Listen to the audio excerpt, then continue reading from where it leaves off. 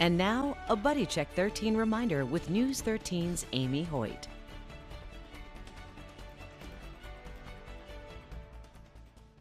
Good afternoon and welcome to 13 Now. I'm News 13's Amy Hoyt. We're coming to you live from our newsroom in downtown Panama City at our WMBB studios. As you know, today is the 13th of the month when we wear pink. It's all about breast cancer awareness to remind you to check for lumps on your own. And if you find one, call your doctor. Also, once you reach a certain age, around 40, to get those annual mammograms. We also bring you personal stories of breast cancer survivors. I'd like to introduce you to our guest today. Her name is Brenda Miller. She is an Arnold High School teacher, English, 9th grade, correct? Yes, ma'am. We thank you for joining us today. I know you had to rush to get out of the classroom, only the second day of school, so we appreciate you being here. Thank you. Tell me a little bit about your background. You had told me earlier that breast cancer ran in the family. No, it ran with my mother, yes, but it started with her. We had no idea that it was even in our family, and my mother actually went in because she hadn't been feeling well, and, back in those days, in the 70s, 80s, we'll send you to the hospital and let you see what's going on. Well, she went in not feeling well and came out with having been given a radical mastectomy. Now, if Wow. you know, that was back in the day when a lot of surgeons were not aesthetically inclined.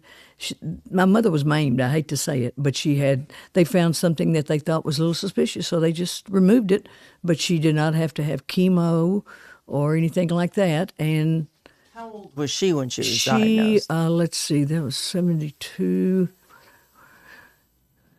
She was about 48, 49. So she was young. Yes, and she had not, she was feeling fine and came out fine. In fact, my mother had such a tremendous personality that she was actually going down the hallway trying to console younger women that had to have mastectomies and all. So, but we were absolutely shocked, had no idea. Now, did she live for years after that? She actually lived for 30 some odd years after that, but it came back, but it did not come back. She had her other breast removed, just a regular mastectomy, about 10 years later. And then, but it came back in her liver. And and we were kind of surprised, but she actually had an aortic abdominal aneurysm, and that's what killed her. But it did come back, which, it kind of threw us. We thought it was something else, but she lived a long life. She was very blessed that she did not have to do any kind of therapy, afterwards. Right, after the surgery. Right. What about aunts or sisters, anybody else? I have a sister who, after my mother had her surgery, probably about 8 or 10 years later, I actually had 2 or 3 biopsies. And I was very fortunate because for folks that don't know, if the process is called aspiration, and they put the needle in, and if you come out with fluid, then you're good. And I was very fortunate with that. But my sister was not so fortunate. She had the hard lumps and dealt with that for about, I would say, a year or so, and was going to the doctor sometimes every week. Who was diagnosed first? You or your I sister? I was. Were. And of course, my mother, being the person she was, blamed herself. Well, it's in the genes. And we said, Mom, it happens. But anyway, so she ended up having a double mastectomy, but she got the saline implants. That was back in the time when a lot of people were doing silicone implants, which, if you know anything about that has turned out to be a major disaster.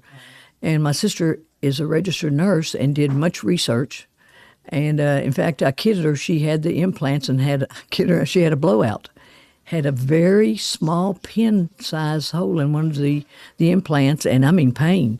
They put it back in. The only thing that can go wrong with the saline implant is either a blowout, so to speak, or it goes into your system. It's not going to hurt you. So she's been very fortunate, and as I said, I've had nothing until recently when I've had good mammograms for, oh my gosh, at least 10, 15 years. Did you check for lumps yourself Yes. over all these years? No, I could not. Yeah, well, But I mean I over the did. years I after your did. mom. Yes, I did, and that's when I actually found had the first biopsy.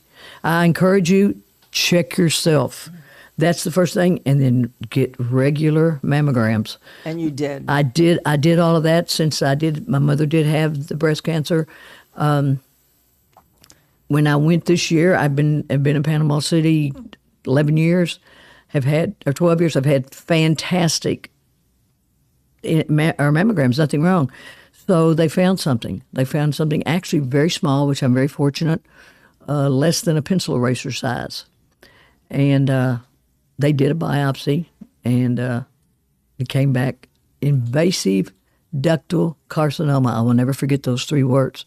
I was in my primary care doctor, Dr. Gurprit Sakon, and I was thrown.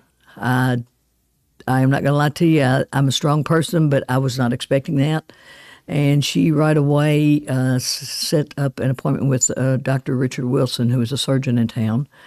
A very lovely man. I went to him. He did a lumpectomy, and it came back everything. And I was very fortunate. Not in my lymph. No lymph nodes. It was the lymph nodes were clear.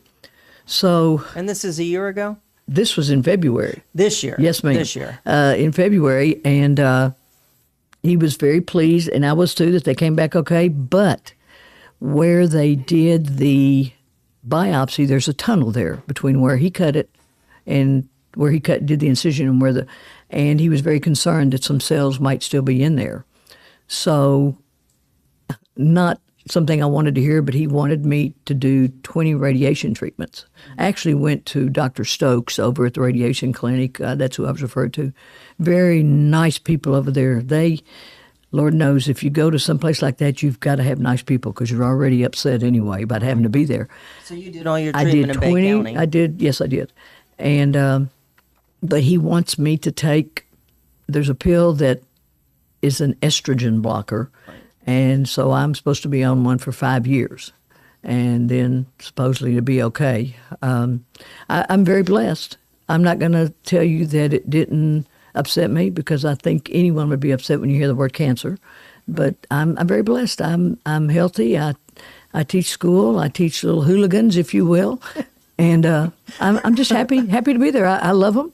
You know, I bet they love you too. I was going to say I'm not sure it's reciprocated, but I'm sure. Did you take time off of teaching when this was going on? No, I ended up just waiting until school was out, and I did. It took that long actually to get everything in place.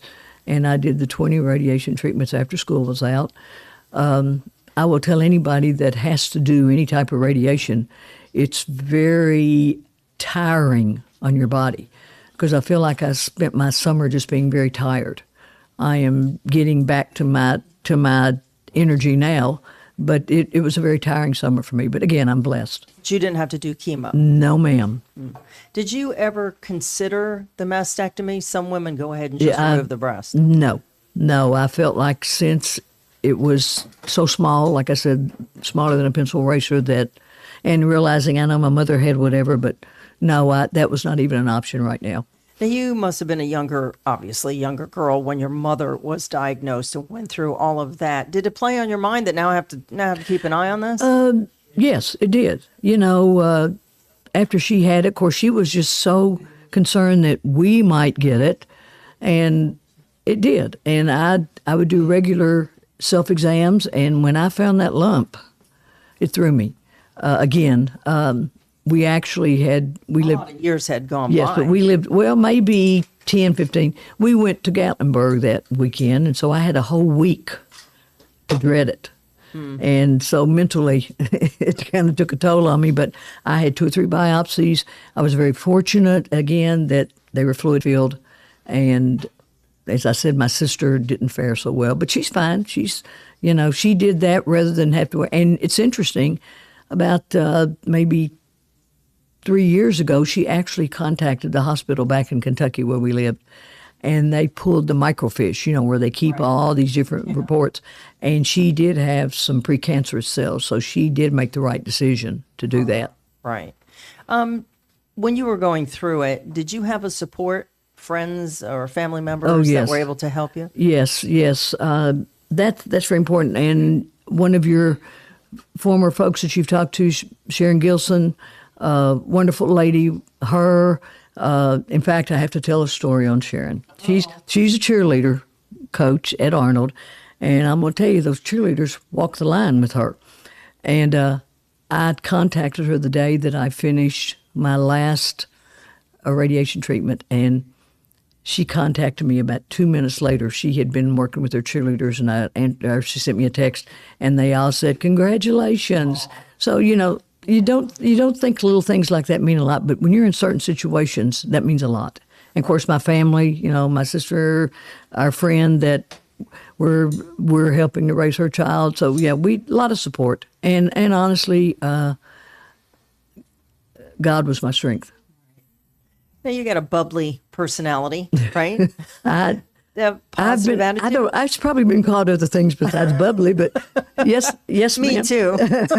Oh, welcome to my club. That's why we're going to be friends. Yes, ma'am. Did that help you, though, that positive attitude help you get through it, even though it was a shock at first? Yes, and my sister, she says I like to whine sometimes, and she kept telling me, "You're just going through this like a trooper." I think she was shocked that I wasn't just doom and gloom, but it took me 20 minutes to get there and 5 minutes to do it, so it was the worst thing just driving across the bridge because I live on the beach. Oh, mercy.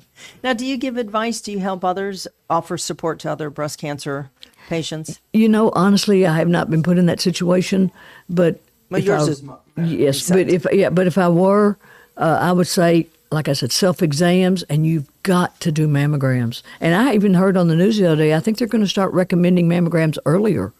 Right. Because for some reason, all the generational changes that being in education we've seen a lot of, apparently it's occurring in other professions too, that things are changing on when you do things. Right. And I know if your family history is there, they want you to always check sooner. Exactly, yes, ma'am. Before turning 40. Yes, ma'am. But you do recommend the mammograms. Any other advice, maybe?